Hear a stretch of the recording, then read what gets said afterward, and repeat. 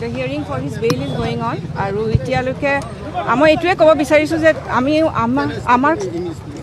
we are the bail hearing is going on and we hope we will get justice because innocent people are being put behind the bars and he has been there in the behind bar for the last 7 months for no fault of his. The only thing that he did was to try to represent Assam, take the whole culture of Northeast to the rest of the world so that people know about our culture, about a rich tradition. কিন্তু আমাৰ কি হৈছে আমাক সেই কাৰণে তেওঁক নি ভিতৰত ভৰাই থৈছে জুবিনৰ নিচিনা মহান আত্মাই বহুত কষ্ট পাব যে তেওঁ যিটো ভিজন তেওঁ শ্যাম কানুৰ লগত শ্বেয়াৰ কৰিছে সেই মানুহজনক যে আজি তেওঁক ভিতৰত ভৰাই থৈ দিছে চ' মই এই ঈশ্বৰলৈ প্ৰাৰ্থনা কৰিছোঁ যে আমিও যাতে ন্যায় পাওঁ কিন্তু আপোনালোকে নেগলিজেঞ্চৰ কথা কৈছে ভিতৰততো মাৰ্ডাৰ বুলি কৈ আছে নহয় মানে এই তেখেতৰ কুৱেশ্যনটোত মই কৈছোঁ আৰু নেগলিজেঞ্চ ক'ত হ'ল তেওঁক আমি তেওঁক আমি বিশ্ব দৰবাৰত প্ৰতিষ্ঠা কৰিব যোৱাটো জানো নেগলিজেঞ্চ হ'ব পাৰে জুবিনে কিন্তু যোৱাৰ আগতে কৈ গৈছিলে যে মই যদি নাযাওঁ তেতিয়া এজনে ছুইচাইড কৰিব সেইবোৰ কোনে কৈছে জুবিনে নিজে কৈ গৈছিলে নাই কোৱা কাৰ আগত কৈছে আপোনালোকৰ আগত জানো কিবা হেৰি আছে প্ৰমাণ আছে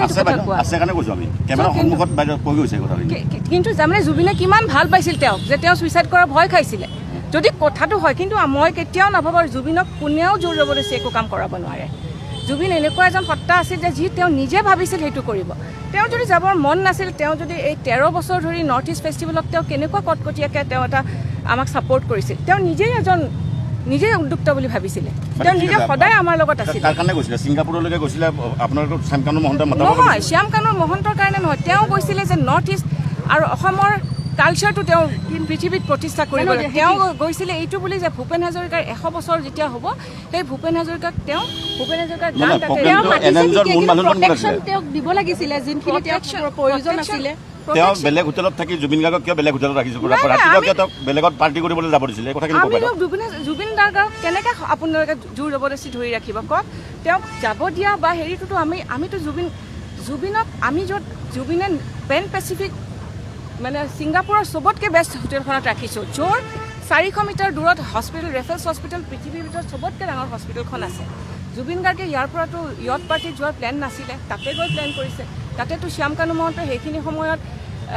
50 কিলোমিটাৰ দূৰৰ এখন মিটিঙত আছে তেওঁ ৰাতিপুৱালৈকেতো আমি গমেই নাপাওঁ যে তেওঁ তালৈকে যাব আপুনি আছিলে তাত হয় আছে এইখিনিয়ে ক'বলৈ আছে